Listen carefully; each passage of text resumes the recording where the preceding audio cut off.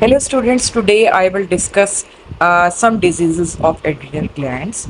Adrenal glands, they are present on the upper pole of the kidney, and adrenal gland has got three different zones or areas. The outermost is adrenal cortex, which produces cortisol and aldosterone, and the innermost is adrenal medulla, which produces adrenaline and noradrenaline.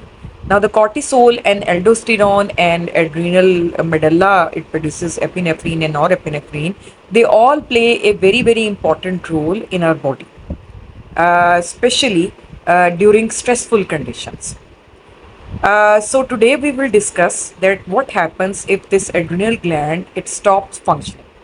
This condition is called adrenal insufficiency or Addison's disease. Now, Addison's disease is of two types. One is primary and one is secondary. Primary means when adrenal gland is affected by any disease process.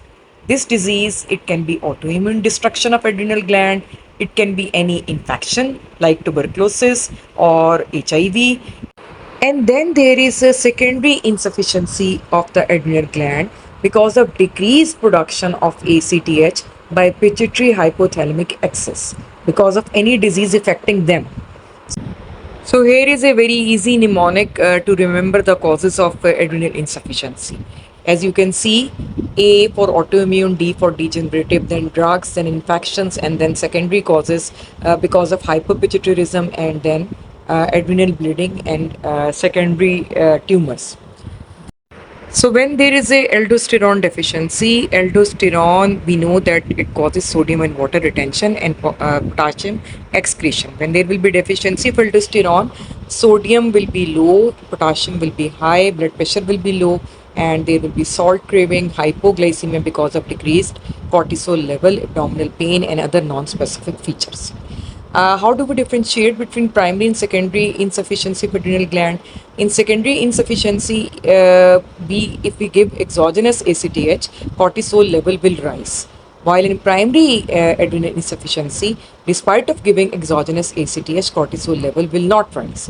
So in case of primary insufficiency, then we do CT scan of abdomen to see that what is the disease of adrenal gland, or we see any autoimmune causes like the deficiency, like the presence of different antibodies. Out of these, the 21 hydroxylase antibodies, they are very important. Obviously, when we give ACTH, exogenous ACTH, and adrenal gland is working properly, then the cortisol level will rise, and that will show the secondary cause. And if the adrenal gland is primarily failed because of any disease, exogenous ACTH will not be able to stimulate it. There is one deadly complication of Addison's disease. Such patients, if they develop some sort of infection or stress, they can go into Addisonian crisis, in which patient present in ER with altered state of consciousness, decreased blood pressure, and low blood sugar. So that needs to be identified, and we have to treat it with IV fluids and IV glucocorticoids. And we need to treat the underlying stressful condition, like it can be of any type of infection. One thing more, when there is a primary adrenal insufficiency, the hypothalamic pituitary axis, it produces a lot of ACTH to stimulate adrenal gland because of a feedback mechanism.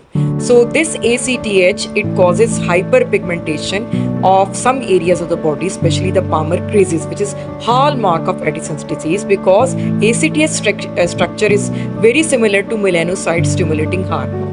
So this hyperpigmentation is absent in secondary adrenal insufficiency.